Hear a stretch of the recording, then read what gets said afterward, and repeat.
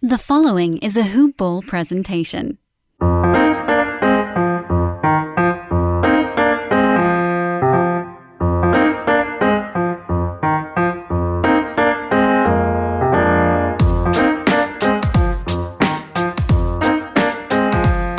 Ballers! Welcome back to another episode, another edition of Today in Sports Betting. It is I, Devin Ellington, your host, at DALE007 on Twitter. This is a Hoop Ball Gaming, hoop-ball.com presentation. And there is a super loaded, fun show today. I'm going to have not one, but two phenomenal guests that we're all familiar with. And it's the first time this triumvirate's come together. So it's going to be a fun show. Before we get into it, we got to talk about Manscaped.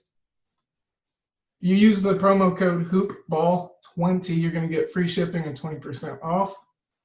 You can use that on the Lawnmower 3.0 that just came out. Fully electric, waterproof, smooth. So you can get that. You can go ahead and get some other products, beard balms, ointments, lotions, tinctures, all that good stuff. We're at manscaped.com. Let them know that Hoop Ball Gaming sent you, and use HoopBall20 as your promo code, HOOPBALL20. All right. Well, there was a fun evening of sports last night. Some history made. Dodgers won the World Series for the first time since '88 in Kirk Gibson's torn MCL walk-off. And then there's some really fun football to look forward to, collegiately and professional. Gonna have some recaps as well. And then I'm going to go ahead and talk about the guys that are with me today. John and Ramblin' Russ. Guys, how are we doing today? We're doing well, Devin. How about you? How about Russ? Yeah. Doing good. Thanks, John. Nice to meet you. Devin? Nice to meet you, too. Nice today. Yeah, it's official now. It's official. So, I figured first and foremost, we can make fun of Kevin Cash and his managerial performance in the World Series. Talk about the stud Blake Snell. Feel bad for him. Feel good for Kershaw getting one. Dave Gibson finally. Roberts. Sorry. Still thinking about that Kirk Gibson swing.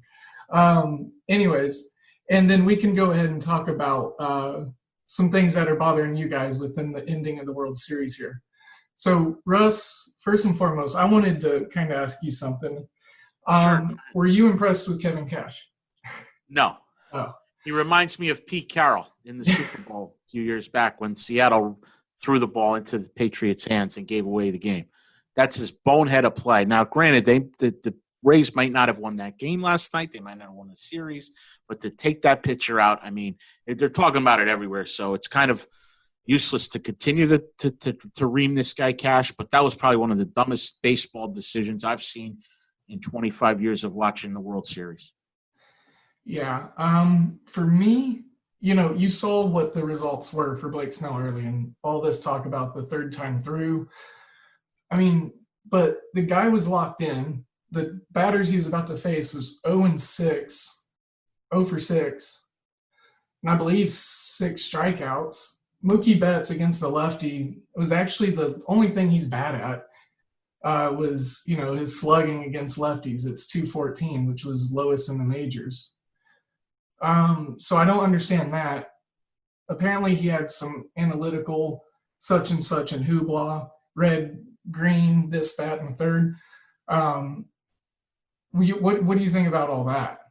When you're opening yourself up by taking a guy out who's throwing a shutout and you're winning 1-0, you're opening yourself up to this conversation this morning and this afternoon. You're opening yourself up to criticism. You did it to yourself, Kevin Cash. And you lost the game, and you deserve to let that pitcher at least pitch until that game was tied. Yeah. I mean, it was a base runner. That was it. John, since you do you're very successful with like the analytical department, and I'm interested to hear your take on it. I mean, or a pure baseball take also. I mean, like, what did you see, and why do you think the game played out and ended the way it did? It really was so bizarre that I actually had to pinch myself because I thought maybe I had 3 or 4 IPAs because it only takes me 2. I've coached a lot of baseball in my life, and on some pretty powerful programs too. One of which is Trout actually came out of the Tri-State Arsenal in Voorhees, New Jersey. And when you have teams that are always gunning for the national championship, this is stuff that a youth manager knows. As Ramblin' Russ said, you're winning the game. And your pitcher is pitching, and he's a Cy Young winner, first of all, in 2018. And he's lights out. The only knock on him the whole game was that he had 9 first pitch strikes out of 18 batters. But that's because his movement was absolutely incredible. And he had 6 strikeouts in 5 1/3. At one point, I think he had 5 strikeouts through 2 innings. The Dodger batters were, flailing at pitches that weren't even close to the plate, let alone bouncing off of it. So, it kind of blew my mind. I just was like, what in the world is he doing? And, there was another thing, too, with the kid who threw the fireballer for the Rays. Yarborough? Fairbanks? What was it? What? I didn't hear you. Yarborough? No, the Fairbanks or Anderson? No, the one that won against Kershaw. Oh, my God. Glasnow. Yes, Glasnow. Yeah. So here in game 1, the Dodgers get out to a lead, and I'm waiting for him to take him out. The kid had never been over 100 pitches in God knows when, and he throws him 115. Even like I said, at the high school level, 13U, 17U, you don't go over 80 if you're in a tournament situation in youth baseball, let alone the pros. I mean, what was he thinking? Like, he needed him to be like a setup man potentially. Yeah. And, and his speed, as you saw in game 5, I think it was, game 4. Game 4, he pitched against Kershaw, and I think he threw 1 pitch at 100. The rest were probably averaging 97. Mm-hmm. Mm-hmm. In the ALCS, he was 101 5 times in the first inning. Right. So I thought that was a glaring mistake too, that Cash can get credit for. But would it have changed the outcome of the game? I think that's a question we always ask ourselves, and I think in this case, yes.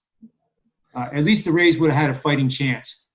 I was just going to say it would have prolonged their win probability, I think, a little further. One last observation of mine, and then we can go ahead and get into some pigskin talk if you guys would like.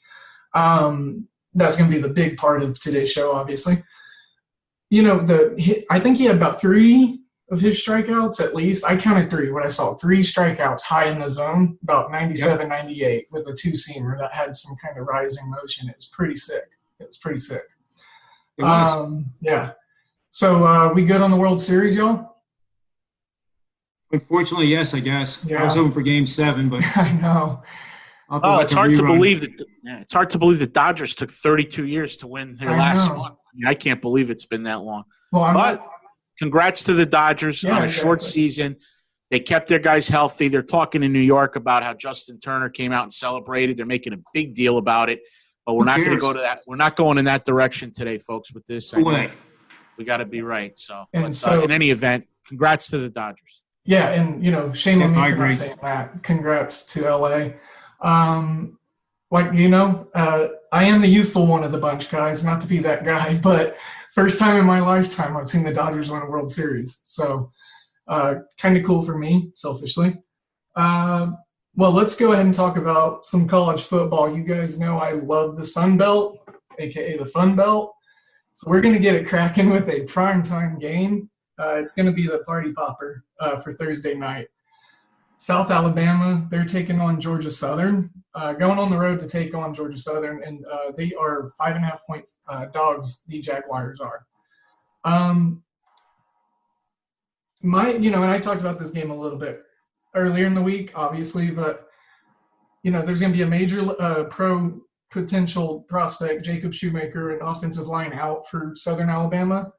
But Georgia Southern, their wins are not impressive. They beat UMass, University of Louisiana Monroe, who is 0-6, and Campbell.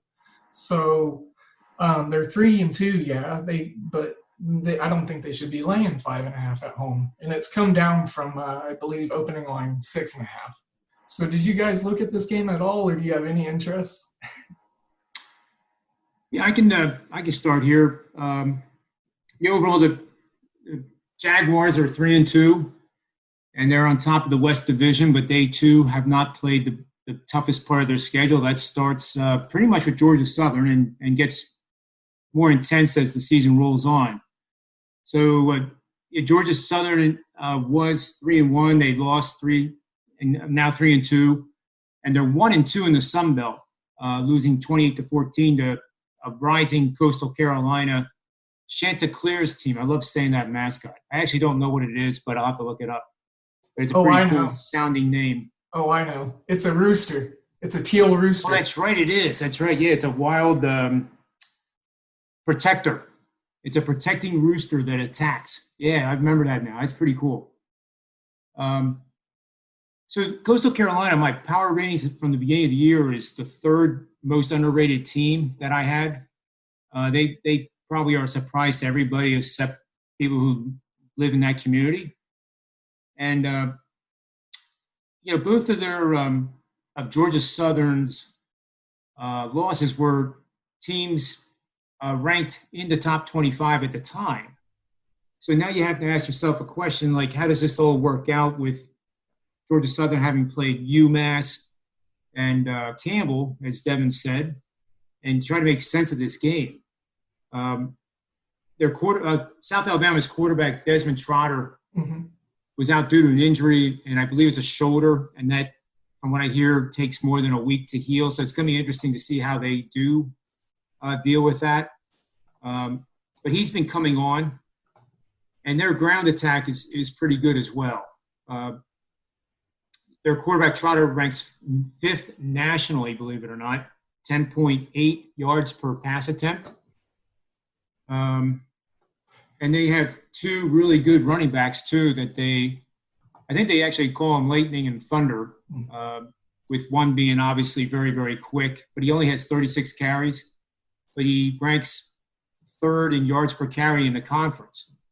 So that's a 1-2 punch that is a really good thing for a team that's looking to have a good season, like South Alabama Jaguars. And Georgia Southern, on the other hand, we got a defensive team that really you don't know how good they are because of the schedule. They rank 2nd in the Sun Belt, 13th nationally in rushing, which is that's their favorite thing to do year in and year out. Yeah. So they're rushing 249 per game, 5.5 yards per attempt. J.D. King is 3rd in the Sun Belt, 98 rushing yards per game. Oklahoma State transfer. And, they're best. He's actually best in the Sun Belt at 490 total rushing yards. So Wesley Kennedy III is the Lightning, and he's gained 206, 3 touchdowns, 31 carries. So that's a pretty small sample size, but still it's pretty darn good. Yeah. There is a system that I have, and then I'll pass it on here. Before we get to the system, basically the Jags have a much worse defense than the Eagles, and the Eagles can run the ball. So I think that's why we're seeing the Eagles favored by 5.5, whatever it is, instead of being closer to pick 'em, because that controls the time of possession, the pace of the game. But this system supports South Alabama. It's gone 35, 19, and 3 against the spread for 65% since 2011. You play on road underdogs after covering the spread in 4 of their last 5 games, winning between 51 to 60% of their games on the season. So it's pretty simple one to track. Of course, I have my databases that do it automatically, but that's a pretty powerful system. That's 65%. That supports South Alabama, and my lean would be on the Jaguars. Yeah. Well, hey, I like hearing that because I actually, in my analysis, came to the conclusion that I was going to bet South Alabama plus 5.5 and plus 175 on the money line. So, Russ, are you going to be getting in on any of this Wednesday night Sun Belt action? Yeah, I am actually. And I actually am going to take the contrarian view on this one, guys. It's always fun. Yeah. Good. South Alabama's 0-5 against the spread in their last 5 games following a straight-up win of more than 20 points. Interesting number. But I think the one that got me to really like Georgia Southern in this game is heads up. The heads up deal, right? You got the same coaches, same system. Heads up, Georgia Southern is 6-0 their last 6 matchups. So I'm going to lean towards Georgia Southern in this game tonight in your Fun Belt.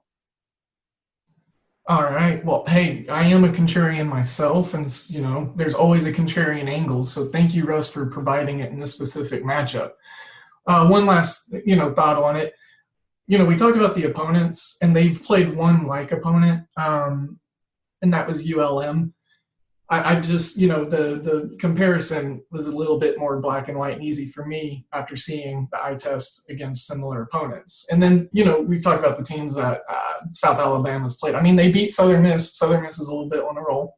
And then they only lost by 3 to Tulane, so held them at 27 points. So let's talk about some Big Ten action. I know we had a couple of big games to look at. We'll start with the obvious one first. And I've not dug into this one, so I'm really relying on you guys to give me some good nuggets of wisdom here. So let's start with the Nittany Lions taking on the Buckeyes. Big old Big Ten rivalry game. It's going to be a really fun one. And 3, 2, 1, go. Whoever wants to go first. Russ, you want to go first on this one? Sure, I'm sorry. We were talking about which matchup again? I'm sorry. Penn State, Ohio State. Yeah, I just think Ohio State's in another league right now. Just even the eye test of watching both teams come out on the first Big Ten weekend. Obviously, Penn State messed up big time. They should have won that game against Indiana. Ohio State rolled in their opener. Without going through the trends on that one, I would lean Ohio State big time. I'm a big Buckeye. I actually been to the Horseshoe to watch a game. What an environment. Obviously, with the COVID, home field advantage in these games might not mean as much. You have to check to see, are they allowing fans in? Are they not allowing fans in? We've seen the role in the NFL. More overs earlier in the year. Now the totals will start to go down because of the weather and also because the defenses are going to adjust to the offenses in the NFL. But in college, I think you got to look at Ohio State in this matchup. John? I'm actually on the other side, with all due respect, but that's what makes it fun. It makes it a horse race. You can't have a horse race with just everybody picking the same horse. But it is a tough situation for Penn State without fans in the stands. And as of right now, there will be 0 fans in the stands. But I believe the Hoosiers had 20% capacity. I had also read that the Big Ten commissioner had said, matter of fact, there would be no fans at all for the entire season. So that was another thing that was a little bit of a head scratcher out there in Bloomington. I'm still amazed that DraftKings refunded all the Penn State money line bets, which brings to reason why the Big Ten didn't review that play, and maybe that's in process. I'm interested to see if anything happens. But it was the last play of the game, so if the Big Ten would look at it, they could overrule it. It wouldn't be anything like a fumble recovery and the guy didn't get a chance to run it in the end zone because they blew it dead. But, if you look at that video, the ball hits the white out of bounds, and the football is not 3 feet long the last time I checked. So it would have had to hit the pylon, in my humble opinion, to be a score. So it's unfortunate. But I bring that up not to be sour grapes, but to say that Penn State made enough mistakes on their own way before the end of the game that cost them the game. Much like the Tampa Bay Rays, you have that managerial blunder.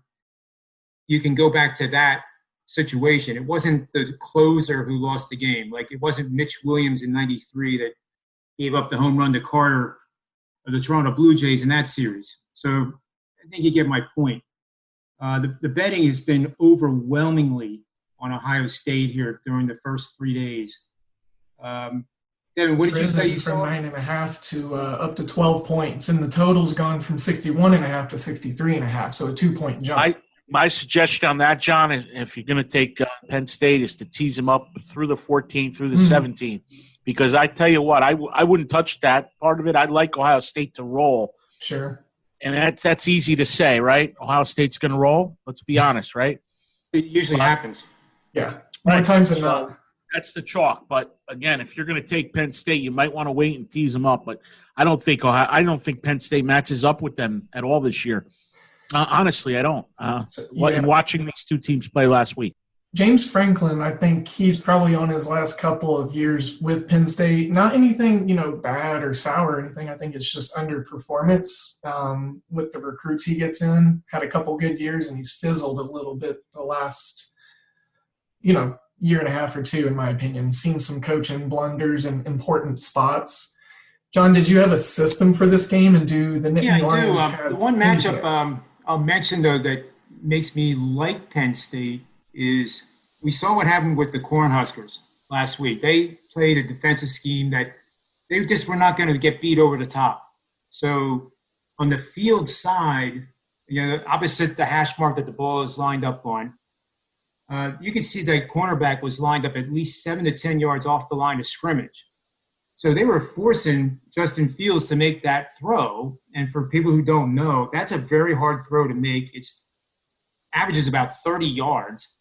It has to be thrown extremely accurately and extremely hard, and he did it against Nebraska. So then eventually, they run those crossing routes, and they caught Nebraska. The safety fell asleep one play, but that's Ohio State. And that's how they started scoring. So let's take a look at Michigan, Ohio State. Michigan's never beat them under Harbaugh. I love saying that, by the way. And they run the press. So they're the direct opposite. They get up in the face of the line of scrimmage, and then the athletes on the Ohio State side can just, their quickness is superior, and eventually they're going to get past and be wide open. Penn State is different than all of them. They run a zone blitz scheme.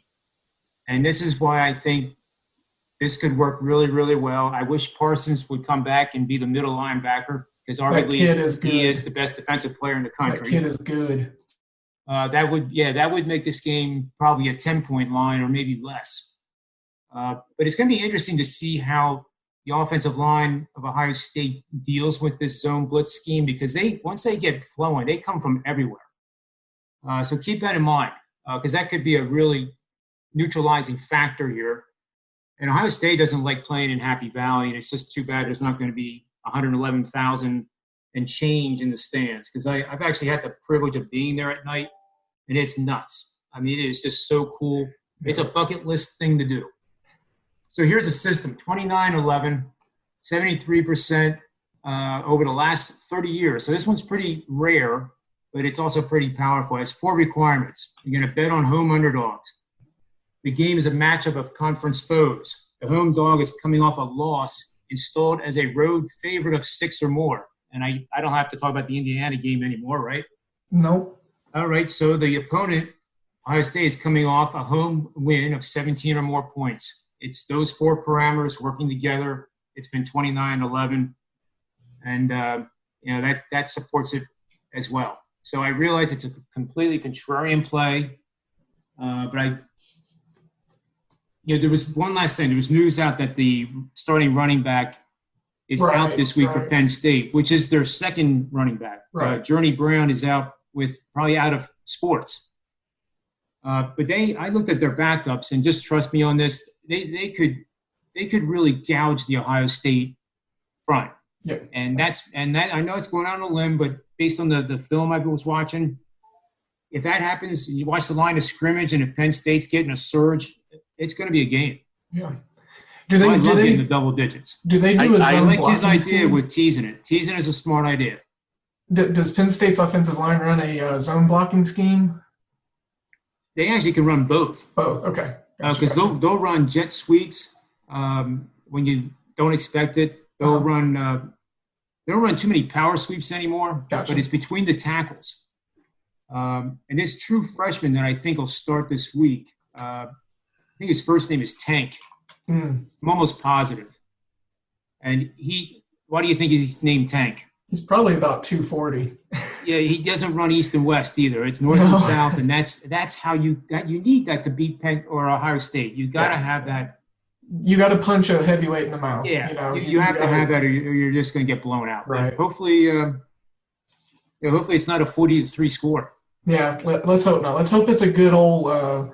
Yeah. The only trend I look at, though, John, in this game, and one of the trends that really gets me more on the Buckeyes even more now, is they're 12-3 their last 15 as a favorite. So they're solid chalk. They really have been over the years, and you have to give them that. But you're right. That's an interesting 75% trend that you just gave. But you have an injury with Penn State on both sides of the ball. You have them coming off a very ridiculous loss. Like you said, they should have won last week. That kid was out of bounds. I agree with you there. And then, are they going to be motivated? But I think the biggest reason why I would still stay Ohio State is because Penn State loses that home field advantage that you talked about, because there's no lights, because there's no crowd, big crowd, like you said. So I even like Ohio State more. But be careful, because if it gets a little higher to 13 or 14, maybe Ohio State doesn't cover. Maybe they win by 12 or 13. Maybe they win, 40-27, 34-21. You could see all kinds of scores like that. So if you got them early, though, Ohio State minus under 10 points, I think you're going to win. Yeah. Well, we're gonna stay in the Big Ten, and Russ had the contrarian take on the first game, and then now you got one here. So all over. Stay in the Big Ten. We're gonna speed this up a little so we can talk about some NFL. Northwestern, Iowa. I'm just going to toss it out there. Any general thoughts from each of you or one of you? I'll start. The Northwestern Wildcats, I actually was glad that they won 43-3. It marked the first time since 1970 that they beat a conference foe by 40 or more points. Ohio State actually has the lead in that category, with Northwestern history having 13 wins of 40 or more points against the Wildcats. So you're not bashing Maryland, but Maryland is obviously not a good team. But I think Northwestern is much better than previous editions. Peyton Ramsey transferred to Northwestern from the Hoosiers as a postgraduate, and he had one of the best QBR ratings in the last 10 years by a Northwestern quarterback. The Hawkeyes are the Hawkeyes. So I every year they pretty much are the same type of characteristics. I do think they're weaker than last year. They did lose a lot of players on D. But I think that was a quality win for Northwestern against the Maryland Terrapins. So this is a step up in competition from that, but it's a short line, and I like Northwestern on the money line. It's kind of interesting, the one study I ran with the lack of fans in the stands, scoring has been up. So, Devin, I do a lot of behavioral analysis, in many different fields, and sports betting is nothing short of that. It's herd mentality. It's people being human beings. And Vegas never makes a prediction by setting the line. They want equal action, just like a market maker on the New York Stock Exchange wants to have equal buyers and sellers. So with that said, I ran the numbers on the SEC and the Big Ten. The under for the SEC has actually won the money so far this season. So it shows that the lines have overreacted to this high scoring and the advantage that the road teams have in these fanless stadiums. So I found that quite interesting. And in this game, I do think the Wildcats get it done, and the under might be worth a look. What's the total, John? Let me see here. I have it at. I got it. It is. I had it, and then I lost it. It 46 and a half. It opened at 48. Which is like a low number for very low. 46. So your underplay probably looks good. I have no opinion on this one. This is too close to call. I could see Northwestern using their week one momentum to carry them through this Iowa team. But Iowa's tough. They don't get the home field advantage that they normally get, I don't believe, or will they have a packed house there? in Iowa. Does anyone know that? I'm not sure of that. I don't know, but It's- I would be shocked if it was more than 20% capacity. Yeah. There you go. So again, I think you're spot on, John. If you're going to take Northwestern, they're probably going to win. Forget the point spread in this game; it's low. But I have a slight lean towards the under in that matchup. Yeah. Two capable defenses with pretty good linebacking play and some aggressive safeties. So I'll talk about real briefly a matchup in the SEC. Just because the line jump kind of got my attention. It opened LSU +1, and I'm talking about the LSU Auburn game, Tigers on Tigers. LSU going on the road to Auburn, catching. I locked them in at -2, but it opened at Bayou Bengals +1, and the over was about 63. I think it was 63.5 at opening line, and it's climbed up to the 65 mark. I go ahead and lean on the side of going over that total, and it's now up to 65.5 from 62.5. So lots of movement. LSU -3 as of now. I locked in LSU -2 and the over 65. Auburn's gotten lucky their last few games. They've had also a bad loss sandwiched in between those lucky last-second wins that they got. LSU lost a lot. They're not the same team, but if it's going to be a shootout, I don't know. It was weird steam is all I'm saying. So, and then after I looked at it a little bit deeper, LSU got some help returning in the secondary, some guys they were really missing that opted out originally.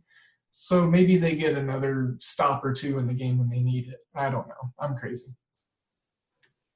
I'll jump in if you don't mind. I actually think that War Eagle is a good football team this year. Obviously, they're good every year. LSU, the trend here that I'm looking at that struck me as pretty important. I don't know what trends you have, John, on the game, but they're 1-4 their last 5 meetings in Auburn, LSU. And LSU, as you know, Joe Burrow's playing on Sundays now. Auburn, to me, this looks like an Auburn W for me, straight up. So I'm going to go dog here, straight up Auburn.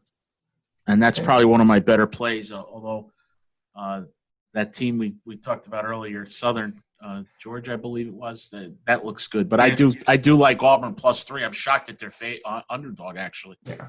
So you're going the opposite way of the line movement. The one that caught my eye, like I said, was the LSU side. John, you got a system to throw out there with the last couple minutes here in the college football sector? I do. This game is one of those that, the reaction by the public better is throwing the baby out with the bathwater. So you have Auburn struggling a couple weeks ago, and now all of a sudden they had a decent game, but it was against South Carolina or Mississippi State, Mississippi.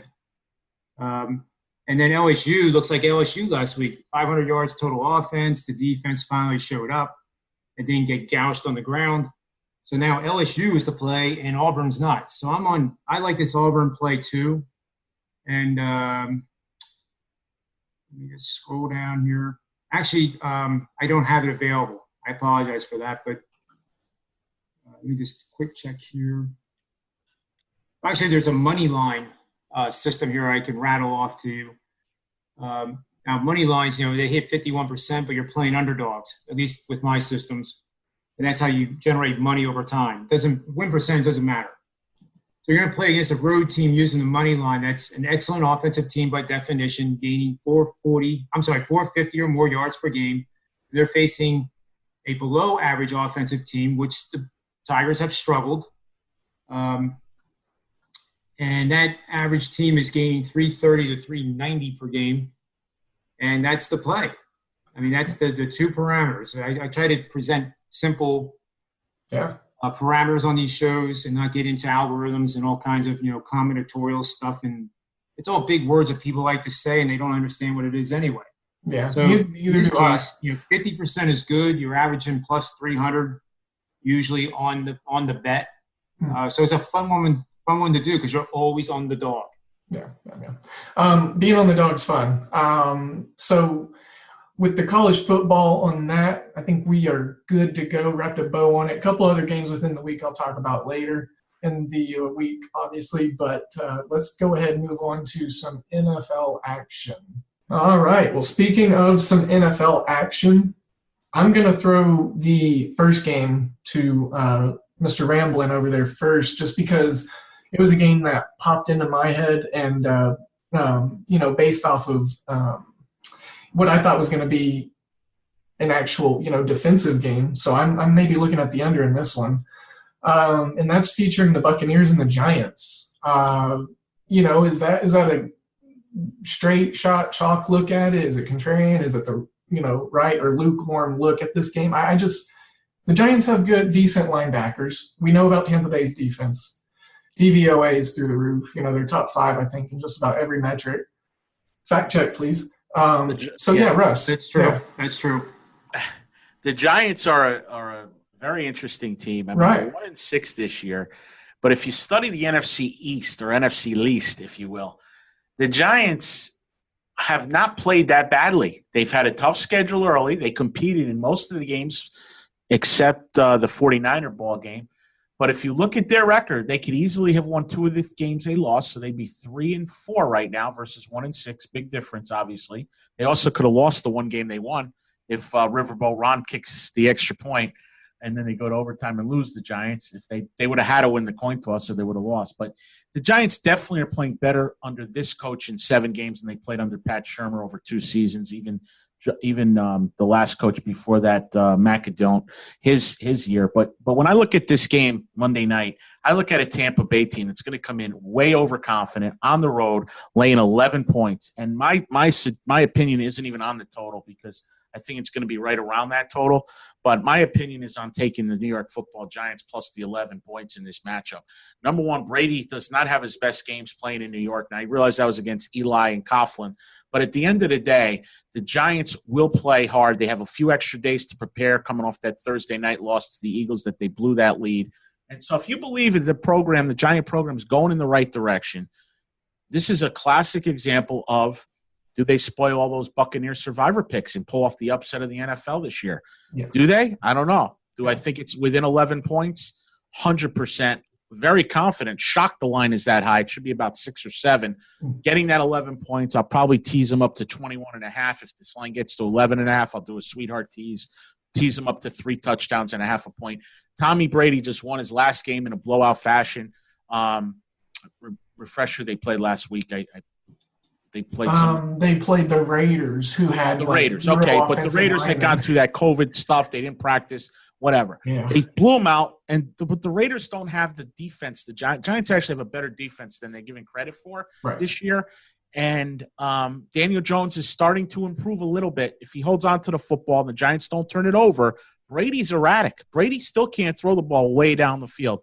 I like the Giants plus 11. It's one of my. It's going to definitely be one of my 5 for 5 plays, and that's not from my heart. That's from my head. Yes, that's from my head.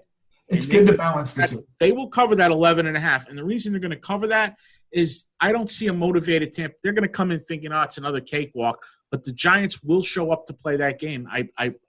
I'll be shocked with the extra time to prepare that they're not ready. Yeah, interesting to see how Tom Brady performs. I'm just thinking of a random system here. Tom Brady performs after winning by 15 or more points and then going on the road and being a favorite of plus 10 points at least, or 10 points or more. Just throwing that random out there. But what was that, because I can look it up. Oh, okay.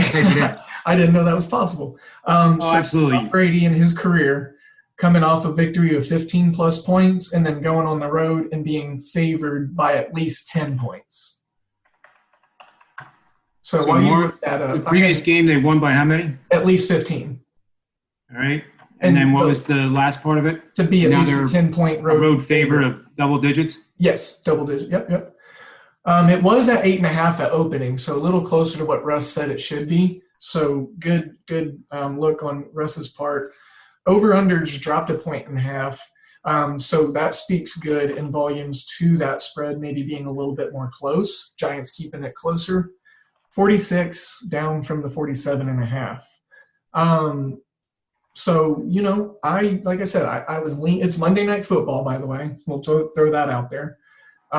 It's a good preview spot. Chris Godwin's going to be out, his finger injury. And then if I'm not mistaken, Antonio Brown still cannot play. I think he still has to go through the rest of the protocols and whatnot. So John, you still digging on that? Yeah. I'm not sure if it's froze on me or what here, but I asked it. I think while I'm doing this, I can tell you that I like Russ's idea there. Mhm. New York Giants has a double-digit home dog, 4-0 against the spread. It hasn't happened very often, but think about it. Professionals don't want to be playing at home, let alone in front of their fans, and viewed as just horrible people. As fans can get pretty nasty in New York and good old Philadelphia. So there's motivation. There's a reason these guys are at the pro level in the first place, and they have some pride. So I think the double digits is very attractive. I couldn't, as much as I like the Bucs, because I have them on my power ratings now as the clear favorite in the NFC. In fact, I don't have anybody that's really close. In the AFC, you got Kansas City certainly number one, but then you got three chasers that I can debate that are fully capable of beating the Chiefs. But right now, the way that defense is playing for the Bucs, it just gives Tom Brady at his old age so many luxuries, and there's no pressure on him. I don't think he's had this amount of pressure in terms of the least amount at any time during the time in New England. And what we're seeing, I'm sure he's enjoying it. Also, is that offensive line that they constructed for him, knowing that they were going to make a heavy push. Russ. Yep. Round one of the Belichick versus Brady, if you will, the divorce. Yeah. Round one goes to Mr. Brady, but there's still a lot more season left, and I'm not ready to anoint Tommy, touchdown Tommy. I'm not ready to give him his props yet, personally. Not ready to give him, as Parcells used to say, his anointing oil. They haven't really played anybody. I mean, they beat Green Bay. Yeah, that was a nice win. Yeah. But look at their schedule. And, Carolina, New Orleans, that division isn't that strong. I don't know. I don't disagree, John, that right now Tampa Bay seems to be the team to beat. But keep in mind, they went out and they added a player. And that player has a history of being a cancer, Antonio Brown. That player is not a well-behaved individual. And I don't understand. Bruce Arians went back on. He told Brady he wasn't going to take him, and he adds him to the roster. It seems to me like they're going with these veteran things. They're throwing all in to try to win the Super Bowl this year. But I'm going to respectfully think that the 49ers are not done in the NFC. I would not count them out as they get healthier. Defense. They have that experience in the playoffs. I would say watch out for San Francisco still.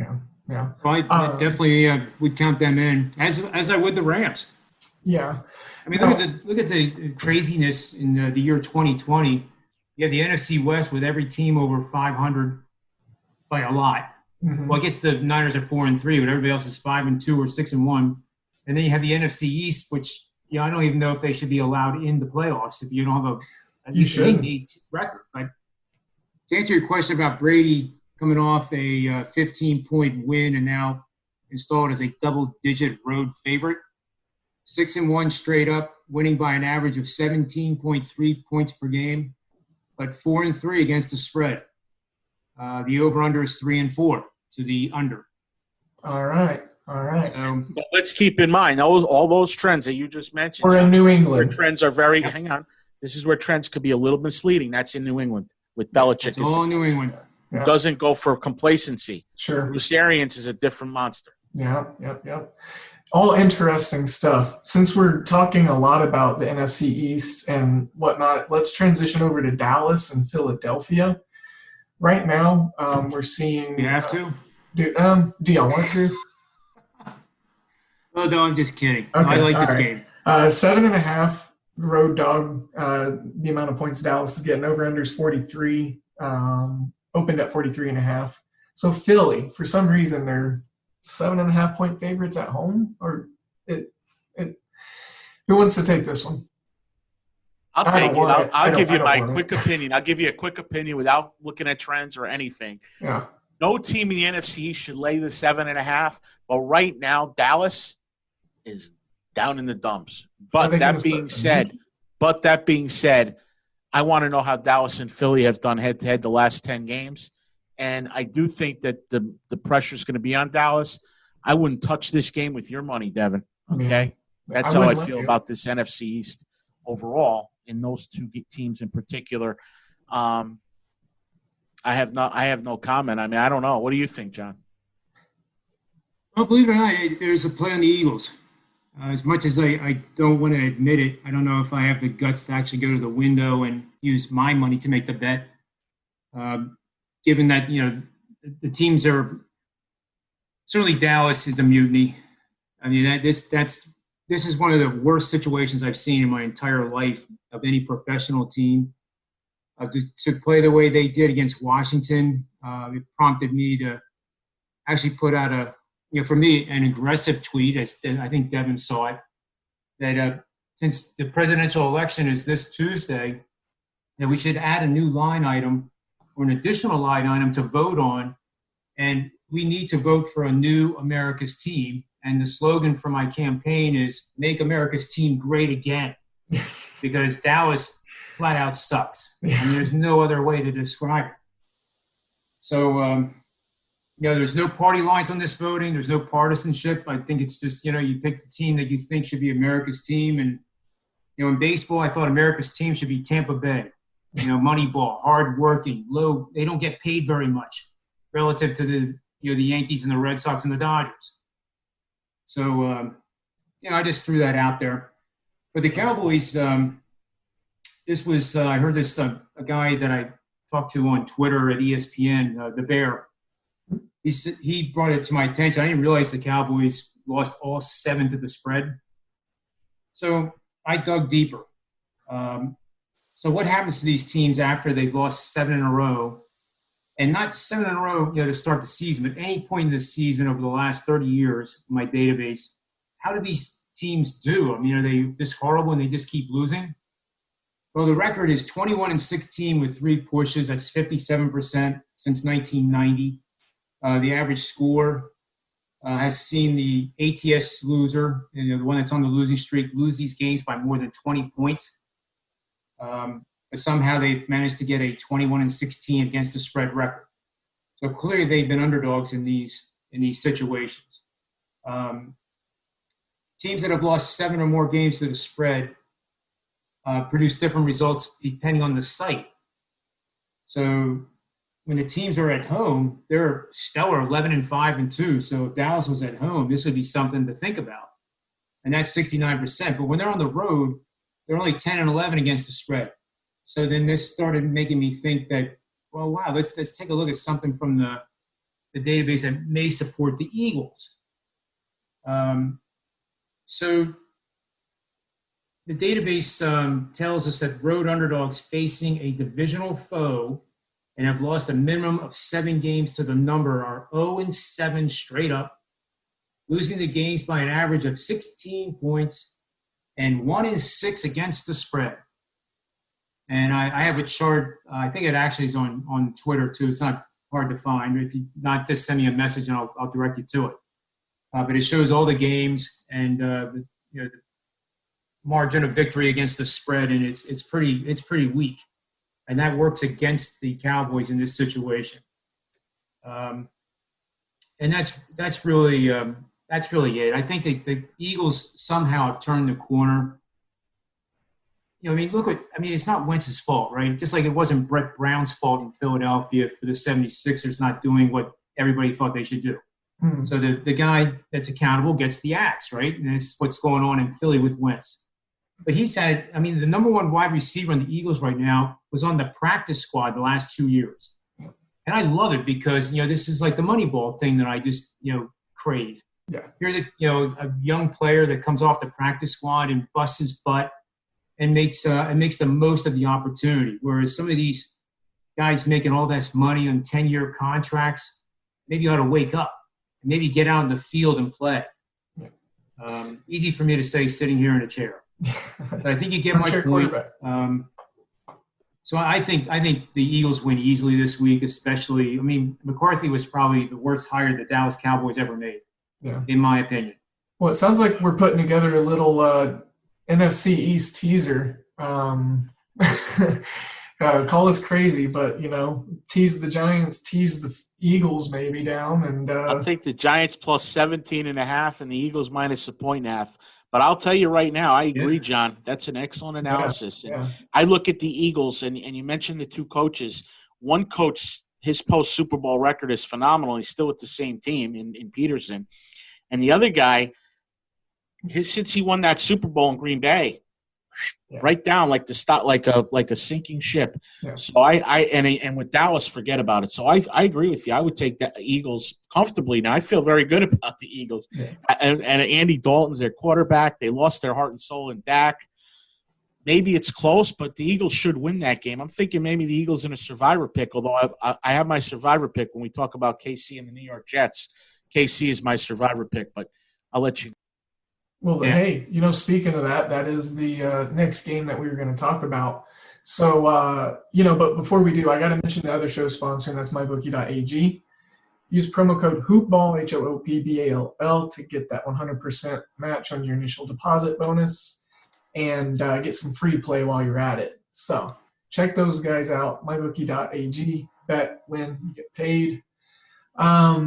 Speaking of the Jets, it was actually a game I wanted to talk about because I wasn't sure if the Chiefs covering the spread was too far out of the question. It's currently at 19.5, opened at 21. They are at Arrowhead, who is allowing a decent amount of fans. Over-unders at 49. Do the Chiefs score 40 points at least by themselves? I think so. So Chiefs-Jets, Liv Bell, revenge game, that narrative – one of the worst team in the NFL and arguably so the best team in the NFL. Who's going to cover the spread? Russ, you mentioned the Jets. No, I mentioned that the Jets are playing the Chiefs. Chiefs. My survivor pick is the Chiefs. And there we go. I am in all my survivor picks in my pools that I've done. Every time I pick a survivor team, they cover as well that week. So I'll take press. So I'm proud of that record. And I'm hoping the Giants can knock off some Tampa Bay people because I'm sure Tampa and Philly might be hot survivor pick plays for this week. But talking about Kansas City now, one team is just hot as hell. And I got to tell you, in my opinion, I don't know what the first half line will be. It might be 10, it might be 12, it might be 14, somewhere in there. Let's just say it's 13. You're going to check. I would take Kansas City in the first half because the second half they may pull off the call off the dogs. The Jets may get a couple gift touchdowns or backdoors and all that stuff. So I would think the play in that game is Kansas City in the first half. 11.5. What are they laying? 11.5. 11.5. I like That's that. a lot of points to lay in two quarters, but actually the Chiefs usually defer. The Jets may take the ball first. So it might not be the best play, but I think the Chiefs are going to win. They're going to win big. And, somewhere between 17 and 24, maybe even higher than that. They're so much better than the Jets. I mean, the Jets are definitely going to most likely wind up with Trevor Lawrence or the first pick if Trevor decides to come out. So, John? I can tell you I did just a real simple query here on dogs of 17.5 points in the NFL. And believe it or not, it's occurred 22 times since 1989. And believe it or not, one team actually won the game outright. So 1-21 against straight up, and 15-7 against the spread for 68. Right. So, as we've been discussing here, it takes some guts to go up to the window and put down whatever amount of money on the New York Jets. Because I promise you, I would give 5-1 odds to the person doing that they would be afraid to tell anybody that they did that. Because, that's borderline almost psychotic. Why would you do that on the Jets and throw good money on a horrific team? And, obviously my power ratings, they're ranked last. And the Giants actually are 30th, and I can't remember the other team that's sandwiched between them. But, it's kind of like there's those 29th and 30th teams. Yeah, Jacksonville. And then there's like 5 miles lower, and then you hit the Jets. Like the Jets have accomplished things that I haven't seen in over 15 years from the metrics. Yeah. So maybe they should be complimented for that somehow. And I guess Trevor Lawrence is what you get when you play this bad. But I kind of like this idea of standing on the railroad tracks when the train's coming through and taking the Jets. You can always hedge it, I guess, in the live betting line, right? If you get down 14-0, you can panic and go the other way and end up losing both. But seriously, I think that the real bet here is the Jets. It's just too many points to imagine any NFL team losing. Yeah. But they're the Jets. Well, but Andrew Gaze is hard. I mean, he's Andrew. I forgot what his first name. Adam. Adam Gaze. Andrew Gaze played basketball. Adam Gaze is horrendous. I mean, he might be the worst coach in all of football from a standpoint of. Not argue. I mean, I don't know how he's coaching in the NFL. All right. Well, he y'all was a talk baseball coach. He would have taken Snell out of the first inning. Yeah. Y'all talk me into it. Chiefs first half, and then I'm gonna go ahead and take the Jets. I'm kidding. The Jets for the game, I think, is good, and then I like that strategy. A little sprinkle, just to see. It would be their first game that they covered this year. They have not covered. They have not won any game this season, if I'm not mistaken. Moving. So now they're going to go to Kansas City and cover. Like you said, you better not tell anyone you did that bet. Well, things balance out. Things balance out sometimes. I don't know. You wouldn't be considered a smart handicapper if you said, yeah, my 10-star pick this week is the Jets. I'm going to look more into it. TBD. So a game that caught my attention was the Chargers taking on the Denver Broncos. And, they're going on the road. They are favored. It's going to be, in my opinion, I think a pretty good defensive game, kind of as an underlying tone. Sacramento. I'm looking at Twitter while I'm doing this. The Chargers and the Broncos, they play defensively very well. Their metrics are pretty good. They're top 10 in a lot of numbers that are tracked. Over-under is at 44.5. It's come down a full point from 45.5. Over is definitely not in play for me. -2.5 was the opening number for the Chargers as the road favorite. Now it's at -3. Any general opinions on this, guys? I like the fact that it's going to be a defensive game, maybe a first half under. Russ, what say you? I'd like to go first and just tell you that when you look at this game, you look at coach quarterback versus coach quarterback. Lynn for Chargers, the quarterback Herbert's having a pretty decent year. They're playing well. Chargers are playing well. The Chargers don't take days off, plays off. Broncos, I'm still kicking myself from last week, so maybe I'm a little biased, but I think the Chargers win this game easily. The Bronco coaching staff are a bunch of has-beens. I like the Chargers in this game big. Big Fangio is not learning any new tricks in his years. That old dog. John, to wrap this game up, you got any thoughts in either side? Yeah, I like the Chargers too. Yep. You can't trust Denver. I had Denver when they went into New England, and thanks to my mathematics, that's what created the pick, because logic would never come into your head that I'm going to take Denver plus the points going into New England. Even with Tom Brady down in Tampa, it still was illogical.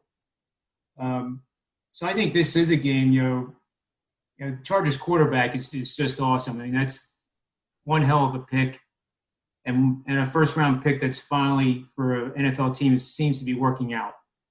And maybe, the Jets can go to a conference sometime and learn how to do that from the Chargers. Just kidding, but not really. But in this game, it's clearly the Chargers.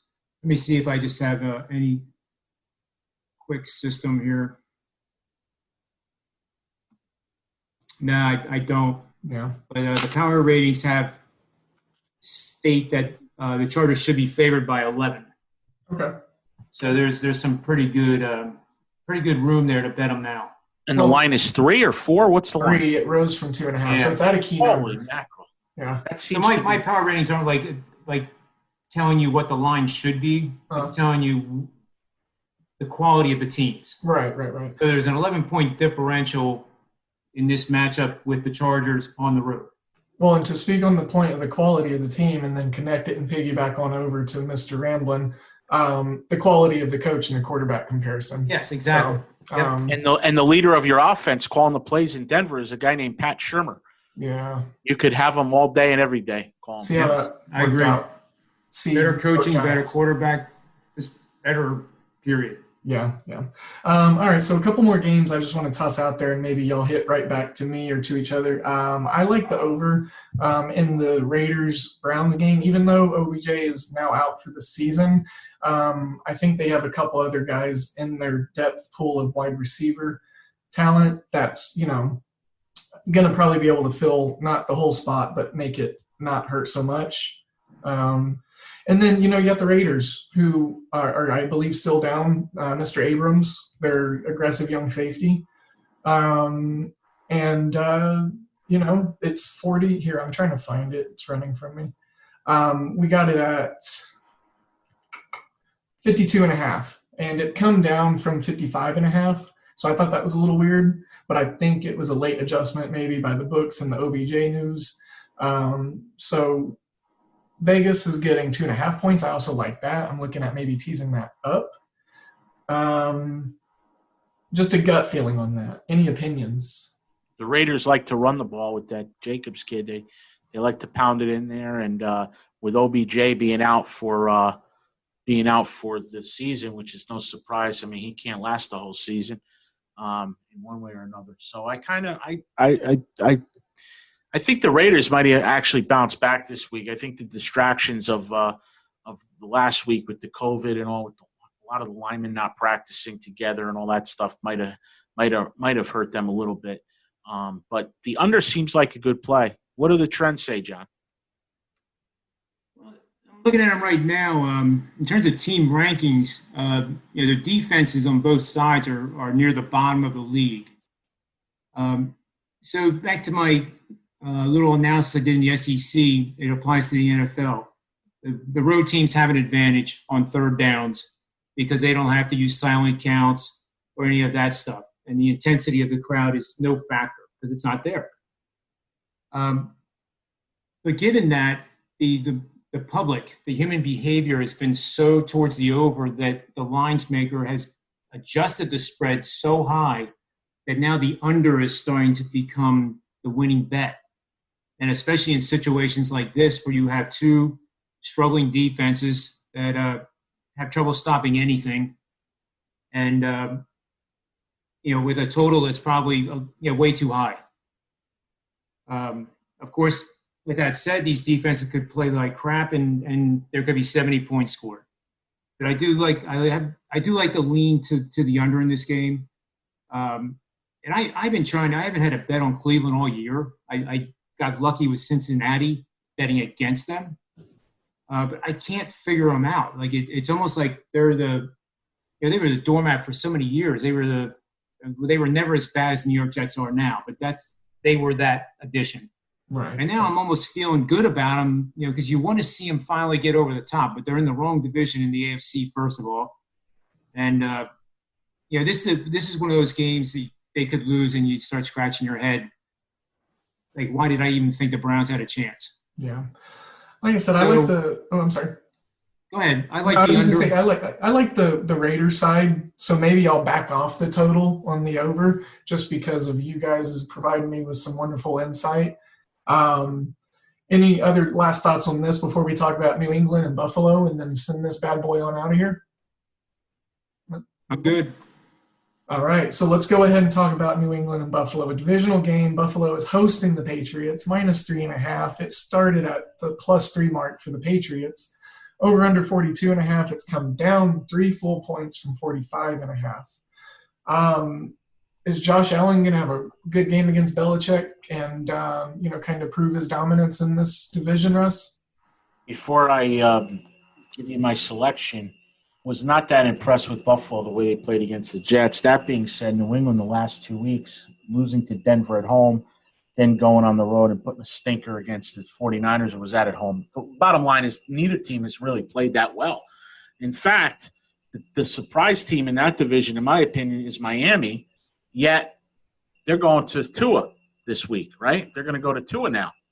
So where are they going to wind up? So this NFC East, while it's the NFC least, is the AFC East going to turn into the AFC least? Because you got the worst team in football in the Jets in your division, and the other 3 teams are going to be whoever gets in the playoffs might be one and done anyway. That being said, I will take Belichick plus 3.5 off of 2 losses. And if you look up the statistics on that, John, you're going to find that Belichick does not lose. He very seldom will he lose 2 in a row.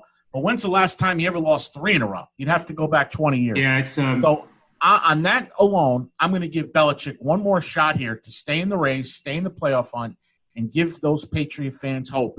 And believe me, they need lots of hope because Cam Newton is not doing so well. That team is not playing well at all. But the Bills, it could be a field goal game, so I would take the 3.5 and pray that it's a close game and Belichick finds a way to keep it close, finds a way to be in it, and that would be my analysis. Without going further, diving deeper, New England keeps it close and maybe even wins the game because they're 2-4 right now. If they get to 2-5 and they lost to the Bills, their season is heading downhill fast. And I think I would trust Belichick in this spot to pull some rabbits out of his hat. Yeah. Three straight losses for Belichick is not something anyone's accustomed to seeing. And like you said, I was backing him last week, thinking he wasn't going to lose 2 in a row. So I took the Patriots money line, maybe a dumb boneheaded move, but I was believing in Belichick. So, John, did you have a system on this one that's in play or something that we should keep an eye out on? I just pulled up what Ramblin' Russ was talking about with Belichick's stellar history, and he's right. Out of all the games he's coached, which I think is 429, there's been 26 occasions where he's lost 2 in a row. So put that in perspective. 8 times he's lost 3 in a row. And that by itself gets you in the Hall of Fame. That is a large success rate. And the other thing that's very interesting about this matchup is, when do you guys think, and if you know, don't answer, but when was the last time Buffalo was favored against the Patriots? I'll say back to when they had Jim Kelly. Not quite, I don't think. It's been a while, but I don't think all the way back there. 10 years? How well, it goes back to the year 2000. And was JP Lipscomb the quarterback? Or whatever his name was? JP I can Osmond. So it was early in break. Who it was either. Yeah. Anyways, so it was a long time ago. So Belichick's 70% winning outright after 2 losses. He's 692. I just did the percentage, 18-8. There's your stat for me. Yep. That's what I'm going with on this one. That's a good one. Well, hey, John, any last parting notes for this game before we go ahead and wrap a bow? No, I think you got to take New England until Buffalo proves you wrong. I mean, the history's there. Yeah, you got to take Belichick. That's my opinion on it. Yeah, we'll put him under center. Yeah, exactly. Yeah. All right, guys. Well, hey, we talked a lot about football. I really enjoyed it. So thanks for getting on here with me today. I appreciate all your time. And then again, where you can find these 2 fine gentlemen, you're going to be at Russ Ramblin' on Twitter. And then we got at John Ryan Sports 1 for Mr. John. And then for me at VALE007 at Hoopball Gaming. I know, just lots of hashtags and all that good jazz. But that's where you find us. Check out those show sponsors, manscaped.com, as well as mybookie.ag. And we will go ahead and bid you adieu here. I'm sending all of you my good vibes, my good energies, and we will talk next time. Thanks again, guys. You got it. Thank you.